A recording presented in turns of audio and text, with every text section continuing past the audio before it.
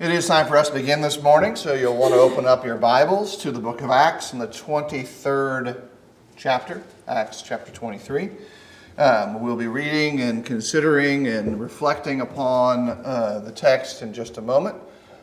Before we get into our study this morning, if you would bow with me in prayer. This is Acts chapter 23 for class this morning, and let's go ahead and we'll wait just one more second. A little safer that way.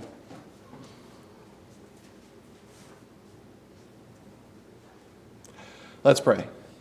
Heavenly Father, we thank you for today. We thank you for the time we share in reflection and study. We thank you for the blessing that we are finding in Christ and the wonderful nature of the kingdom of your Son.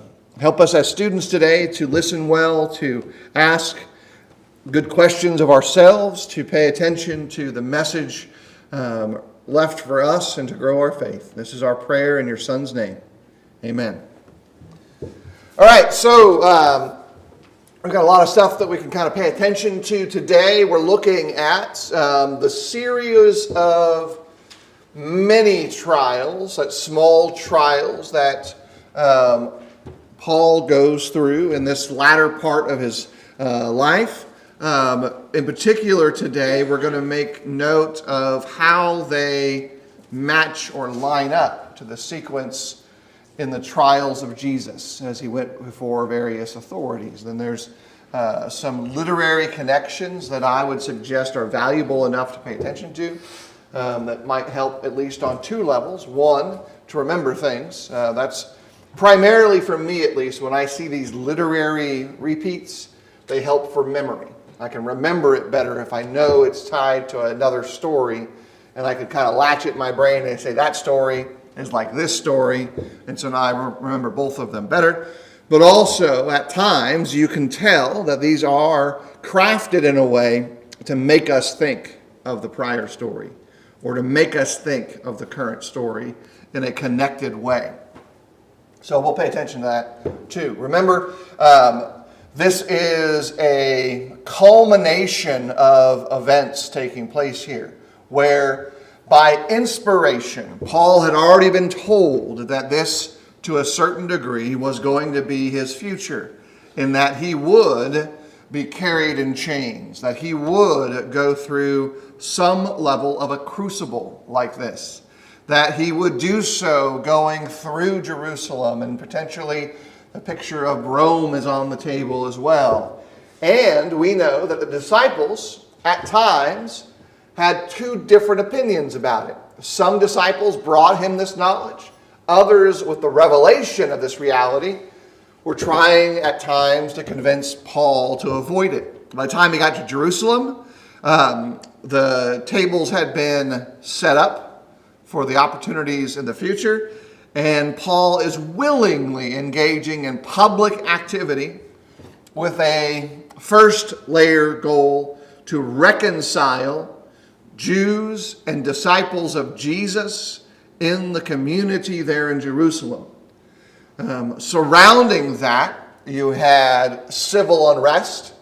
We've identified them, and in context they are referred to in the original language as the Sicarii. We would probably say they are basically terrorists seeking to overthrow Rome as the ruling authority and return it to what they believe would have been legitimate Israelite rule. And so that's going around in the middle of all of this. And so we get to the end of Paul's 7-day fast. He is arrested or brought into custody for protection. Both of those statements are true. And he's already had his defense there in the temple that did not go like it would have been wanted by various parties. But now he is going to move from the temple guard space, which is the Adonai fortress there is that location, to where he's going to meet with the Sanhedrin. And so that's going to be taking place in the very beginning part of chapter 23. Some things to note topographically to kind of contextualize this.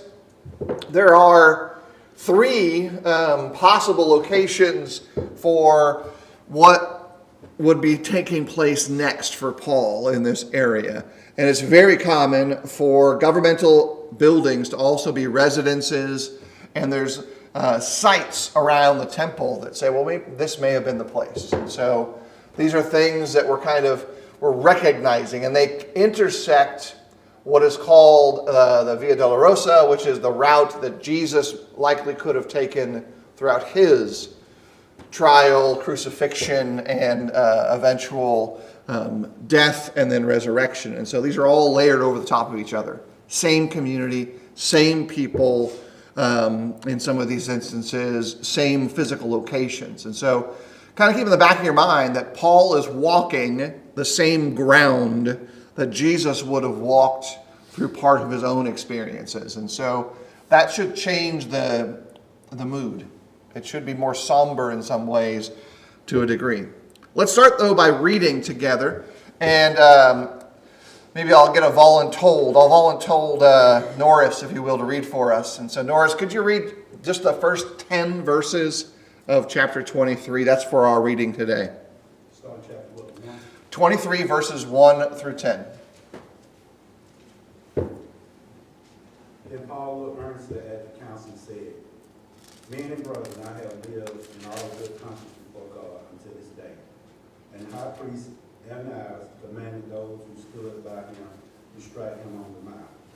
Then Paul said to him, God will strike you, you whitewashed wall, for you said to judge me according to the law, and do you command me to be struck contrary to the law?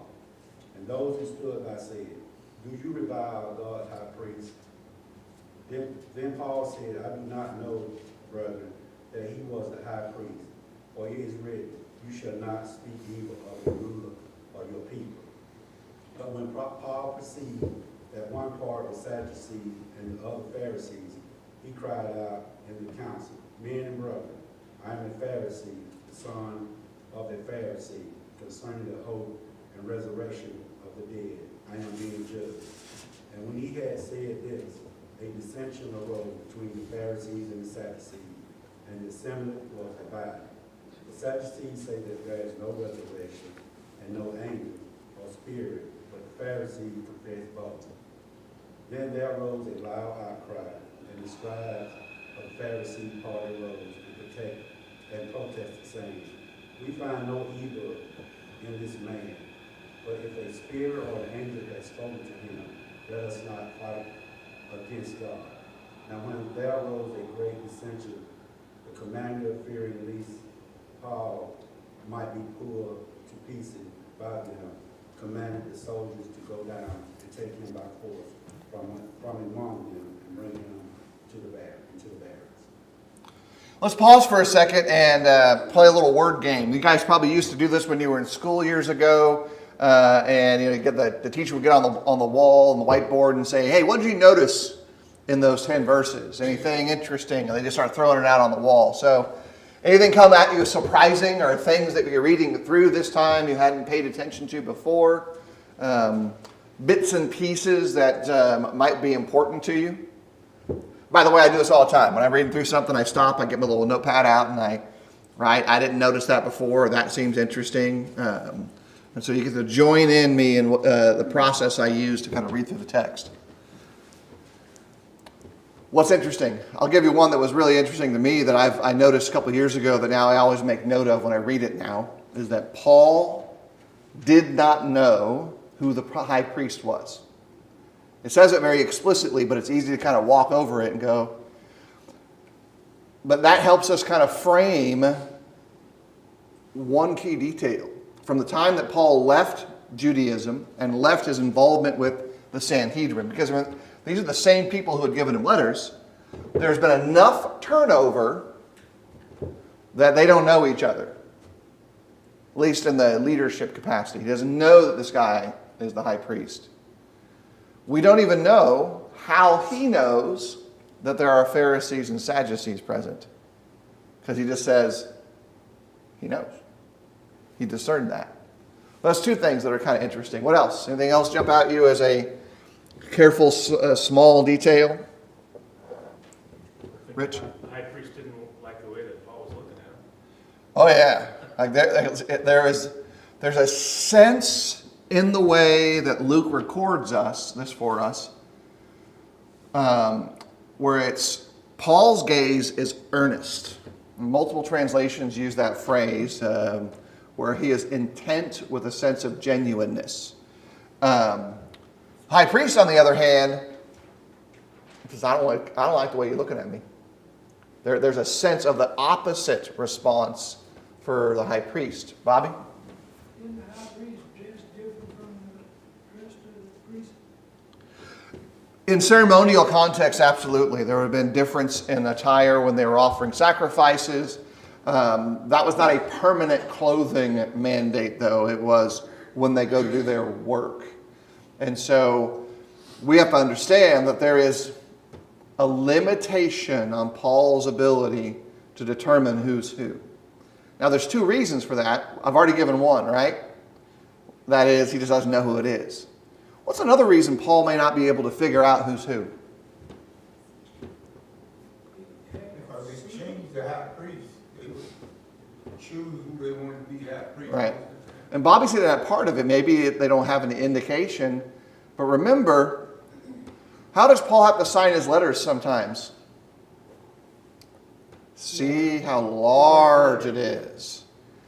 I'll give you a secondary clue as to what might also be going on. So what do you think is a problem for Paul and why he can't figure out who the high priest is? As far as we can read in the text, Paul can't see very well.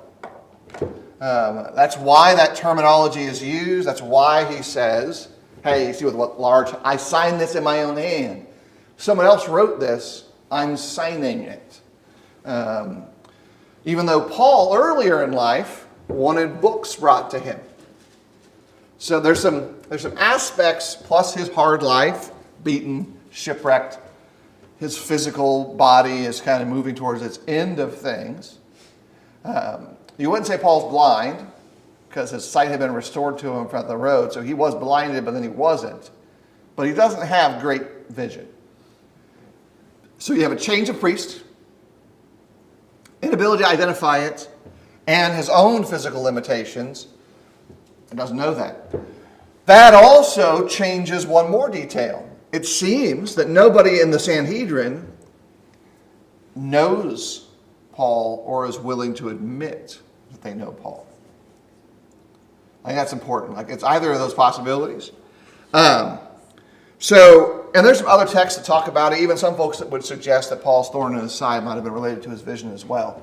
But that kind of gives us some, at least initial layering to say, hey, look, this is what's going on. Paul says some pretty harsh things, though, to this high priest. Norris? Like, he's pretty straight with that. And then he gets pushed back from the high priest. Paul acknowledges, I really shouldn't speak evil of the high priest. Is he saying it was okay to say that if he wasn't the high priest? Like, that's a complicated thing there, right? Because what he said kind of true, but kind of not true at the same time? Like, there's some troubles there. Norris, you first, and then Rich. To me, when he in verse 1, when he said that he had lived in all good conscience before God until this day, that he had, it seemed like to me, he had that confidence that he didn't care who the high priest was, that he felt like he said what he needed to say, regardless of who the high priest seemed like to me. Yeah, and we're going to get to this comment here in a second as to why that would be offensive, that conscious comment there in a second. Rich? So I think that through the examples we've seen through Paul, I think he's a very good person who can read the room. In this particular case, somebody he didn't know, but then he falls back on their own laws, right? And so he knows the law, and so he's able to, I would say, what would you say, stand his ground. So he can stand his ground, however, still being respectful, but he still can read the room as to what's his next step. Yeah. Remember, Paul's inspiration and perspiration takes place in all contexts. So God has insight for him. but Paul is chosen for this task because of who Paul is. So there's a little bit of both going on. So here's some things to think about. Considering the text of Job as our literary backdrop and the way in which Job's friends thought about Job's calamities. What was the consensus of their theological reasoning as to why his life was awful? Because he had sinned. Clearly, his problems were due to his sin. And then what does the text of Job try to get us to accept? Is that there's another factor than just a man's sin that can create chaos. What's that other factor? In the text, it's the devil, right? It's the unseen realm that a man could be seeking God with all of his heart, acknowledge that he is trying to do so and is mostly successful, and Job's arrogance is a little bit in the text, but also the ignorance of his friends is in the text, because it was not at all because of his sin. It was because of an entirely different thing that we don't know. Partially because of the dialogue between the devil, Satan, and God, but partially because of our ignorance as to why these things actually started. So when Paul makes this statement, I have a clear conscience before you, it's still in a backdrop in a world that still acts as Job's friends. Well, you wouldn't be here if you had a clear conscience. You wouldn't be arrested.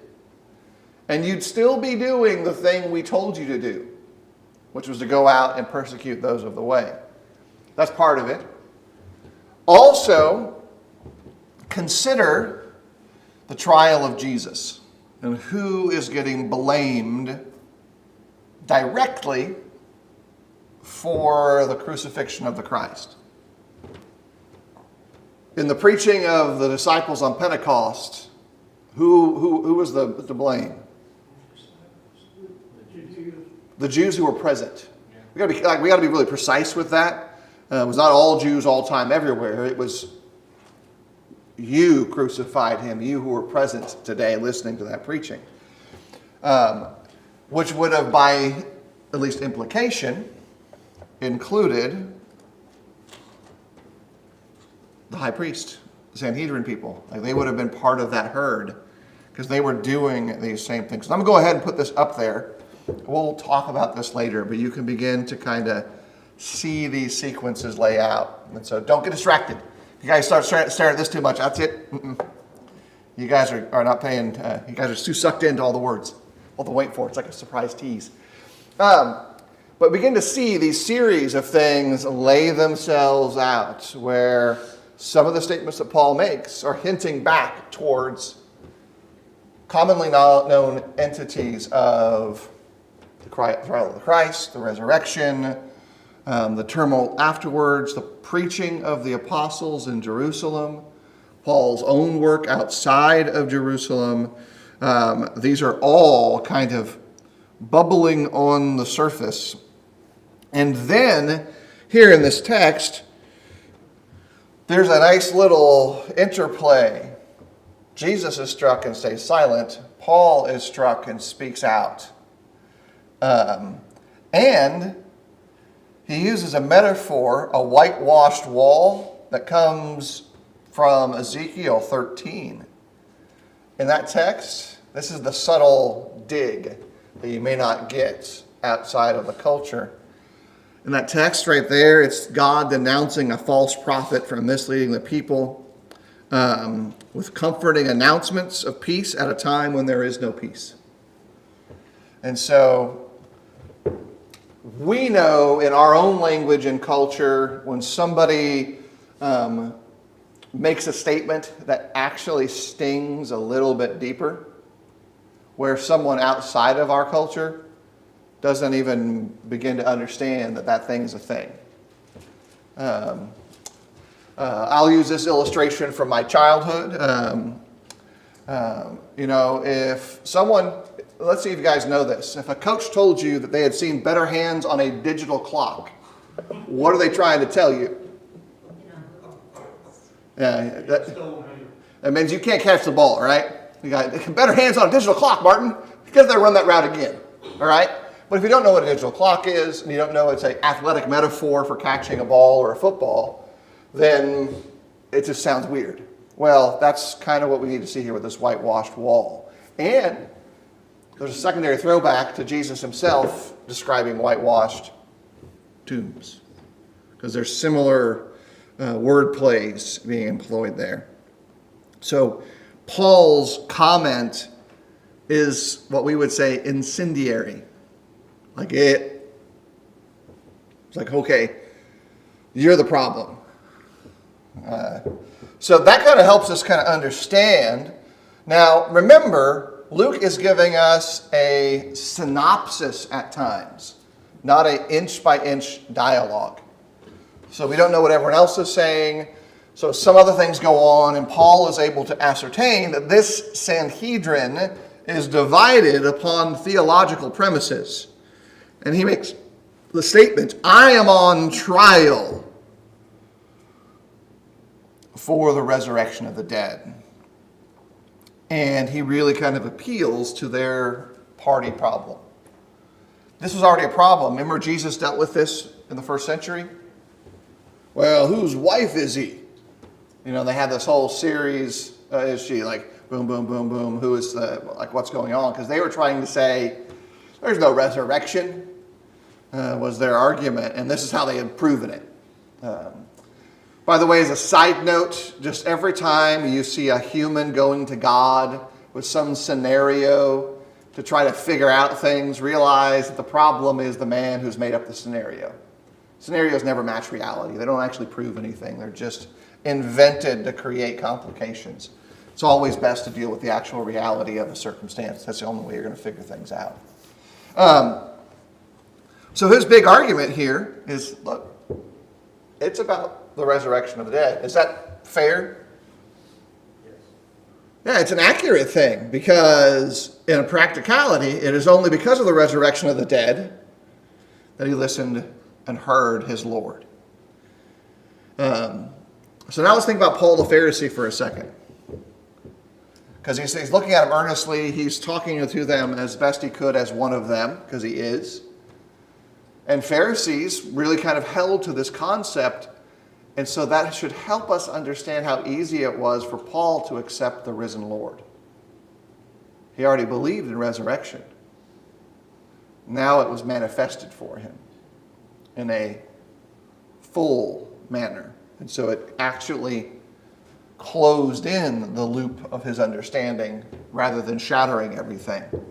It really kind of helps us perhaps begin to picture this in a little bit more whole way. All right, now you get the whole chart. And we'll put that up there. A lot of information up there just for citation purposes. But basically, we can kind of see some structural similarities between how Luke tells us of the trial of Christ and how Paul's trial is gone over by Luke as well. It makes sense that the similarities, you have the same inspired writer working, right? He's going to use the same templates to describe things. But there are some things that happen in that trial that on a narrative level are important. You see the similarity of a journey that goes, similarity of the mob that comes in, the Sanhedrin, and then royal authorities, Pilate, Herod, Pilate, Felix, Festus, Herod. And then you have that striking we just talked about before, where Luke records that Jesus is struck and responds with silence. Paul is struck and responds with a caustic, incendiary remark. 3 declarations of innocence take place in the text. And eventually you have the connections of the crowd. Away with this man. You'll solve this in the way we've always solved these things. Did the crucifixion of Jesus solve their problem? The oddity of the oddity is it could have. They made their own problem, and had they accepted the consequences of it and rejoiced at the resurrection through it, it would have. But they, like the insane man, are believing that if they just keep doing the same thing over and over again, they'll get different results. Somebody who is a prophet comes and tells us things we don't want to hear, we'll just kill them. Which is echoed through the prophets. And actually its last echo and the refrain of that is found in the text of Revelation, where the blood of the prophets is said to be an avenger from the streets of Jerusalem to judge. So there is a lot going on there. But there are at least three things I think we can identify underneath it that are important. Number one, we can recognize that in this text there is the image of a righteous heart in both of these stories that behave differently. The Bible never presents Paul's behavior as sin in this trial. And so you can respond to accusations. It's always a challenge to do so, right? To figure out what to say when someone makes an accusation about your faith, what you believe. And I saw this note about 2 days ago. I was kind of reading through some things, and for the most part, Jesus' response to questions was to universally do what? There's really two options that Jesus uses when he's asked questions in public, large crowds. He responds with questions. Most of the time, it's, let me ask you a question. Like that's something only that a lawgiver can do. I think there's a little bit of level that we have to realize that while answering a question with a question has its place, it shouldn't be our only response, because Jesus also has a second response to questions. Just doesn't even answer them. Not every question needs to be answered. Years ago, I think is when I first saw this little picture. They had a picture of a guy late at night on his computer. And he's typing away, and his wife comes up to him in the next comedic frame. And the wife goes, "Hey, what are you doing? I found people wrong on the internet. I need to tell them." Not everyone needs to know that they're wrong or that you think they're wrong. Like, maybe it's just okay to let them be and realize that nothing you say is going to change your opinion of their opinion of you or the subject. And it's okay just to say, that's not mine. I can't answer that. I don't need to. But Paul then presents the third option, where there are times when a bold and clear response is actually what needs to happen. Because now let's think inwardly for ourselves. If no one ever comes to you and says, quoting from the prophets, "Thou art the man," it's possible that some of your sins lay on the table. Now that conversation won't always look like it is for David and the prophet. Right? You don't always set them up with a story about sheep. Because pretty much any of us who have raised children have had the conversation that goes something more like this. There used to be 5 cookies in this cookie jar, but now there's only 2. Do you know who ate these cookies? Every parent has a conversation like that at some point with their kids. Because you're trying to get them to confess rather than just come out and say it. And if you're like my kids in my household, the answer generally became, "Dad must have eaten those." And sometimes that was accurate. And sometimes that was an accurate response to the death of the cookies. That's the same thing. You're asking a question, but you're trying to get them to confess to the problem. But sometimes you don't do that. This is your mess. You made this. You're the man. And you skip the story and you get right to the facts. And Paul skipped the story because of the nature of the problem. There was no justification for him to be struck. And no, Paul didn't strike him back. Paul, as a prophet of God, came back and condemned him for his behavior. That you then will be struck. And there's some indication in the text of Revelation that you might want to connect that A plus B equals C in this case, that there was a striking back by God's side. That was already foretold by Jesus. And so you can kind of link these things together to a degree. Secondly, in the text right here, is we need to acknowledge, and we kind of seen this already, the centrality of his defense from the temple, last chapter, to the palace in Rome is going to be the resurrection. It is going to be his conviction on the hope of the resurrection that he makes all of his commentary. Whether he is speaking to someone and saying you're almost persuaded to be a Christian too, Paul, he still talks about the hope of the resurrection.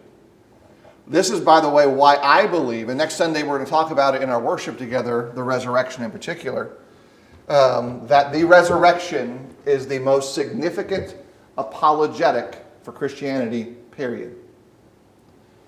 All the archaeological stuff is great, all your textual reasoning is great, but in the end it is the resurrection of the Christ that is central to everything. Paul does it in his defense. I encourage others to do it in theirs, and I do it in mine.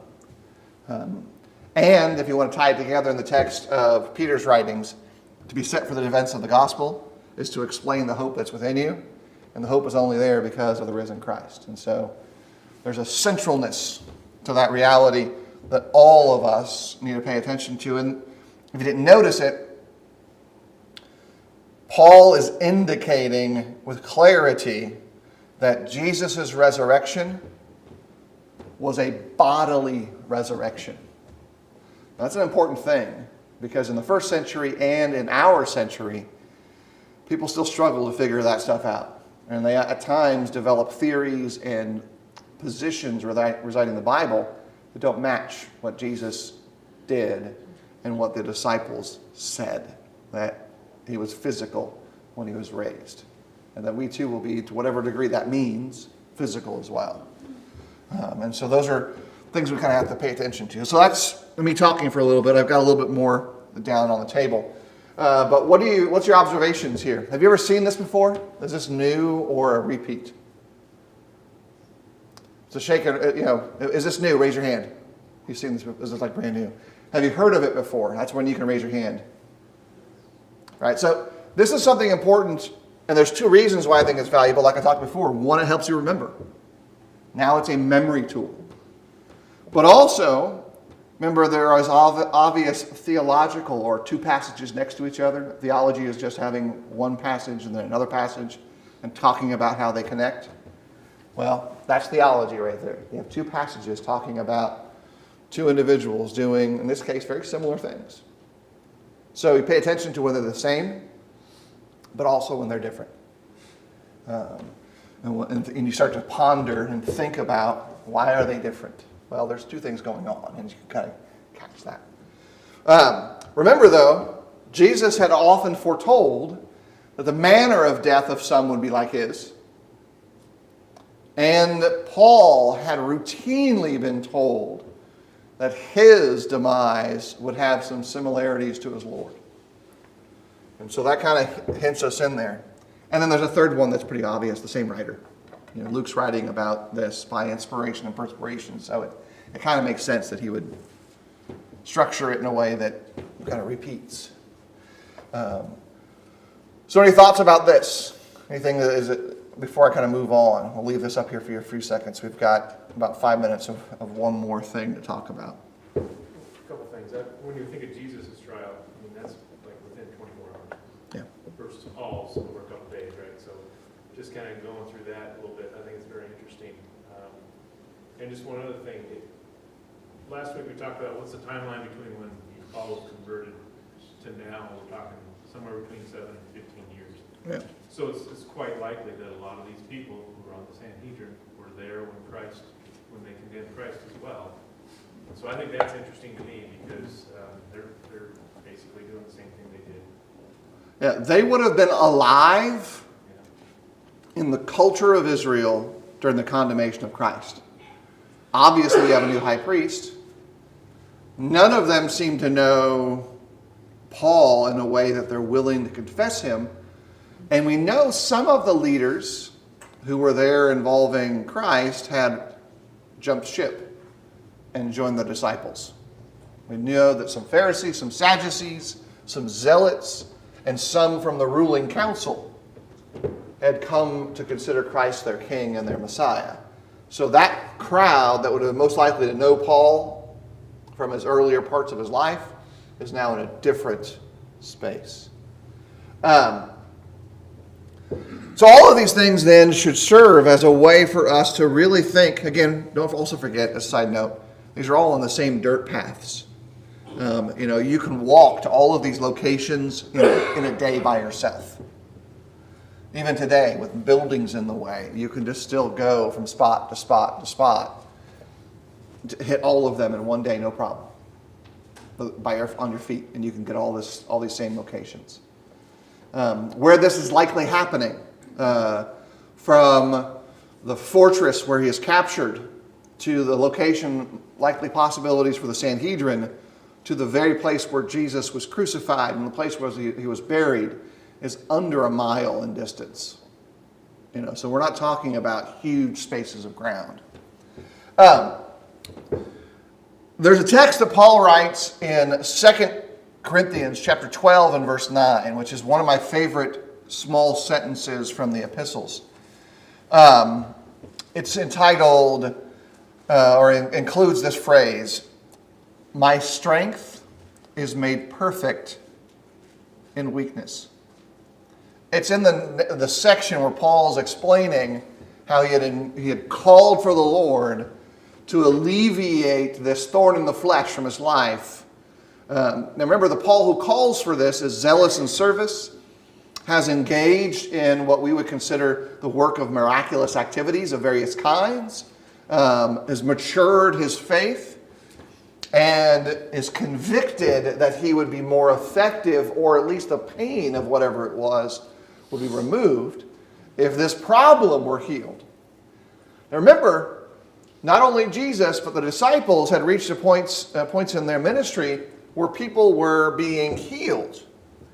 And so Paul's, whatever it was, being removed is a sensible possibility. It's like not out of the realm of God can do, because God was doing. And yet, his response is, no, you need that. It needs to stay. Whatever it was, whatever your individual conclusions about that thorn, was necessary for Paul to train whom he is. And I think there's some value there for us to think about, because it is very likely in the same context that these ideas are going to be playing out for Paul.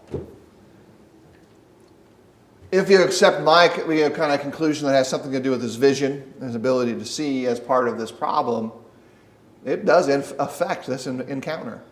Paul can't figure out who's who. He's blind to some degree in some contexts.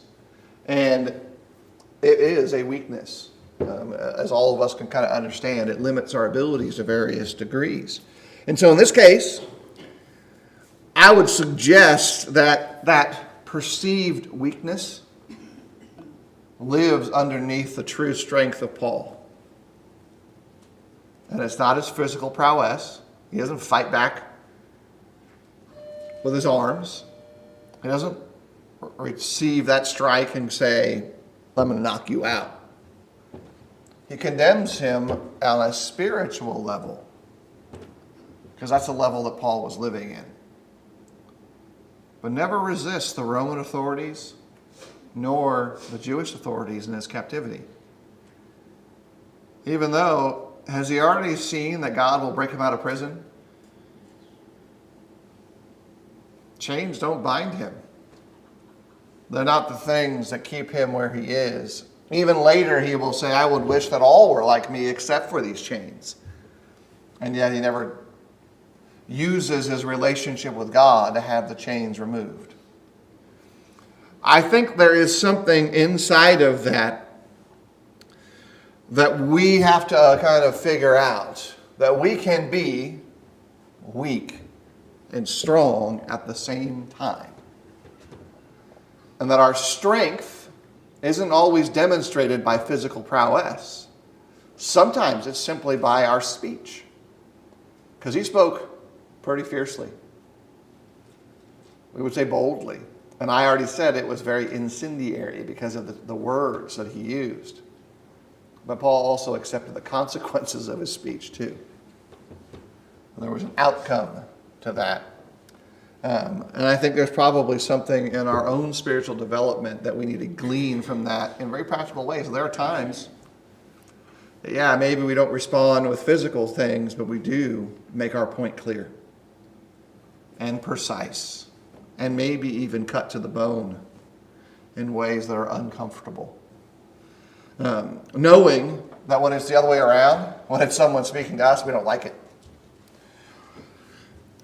As is often the case, the clock is telling us what to do, and I'll go ahead and scoot to the final question space. And so, what's your observations here, both of our overview of the text, or things that you liked or didn't like, or things that, as you were reading and studying this week, you thought were important for you or for us?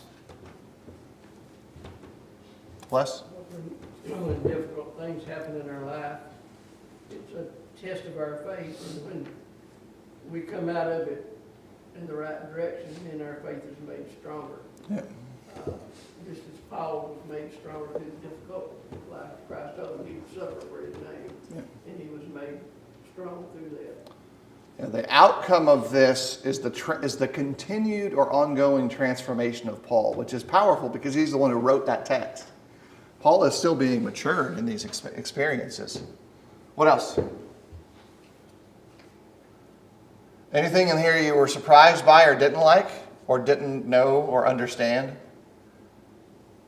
I still have a lot trying to figure out exactly what Paul knows and doesn't know about each of these steps for him.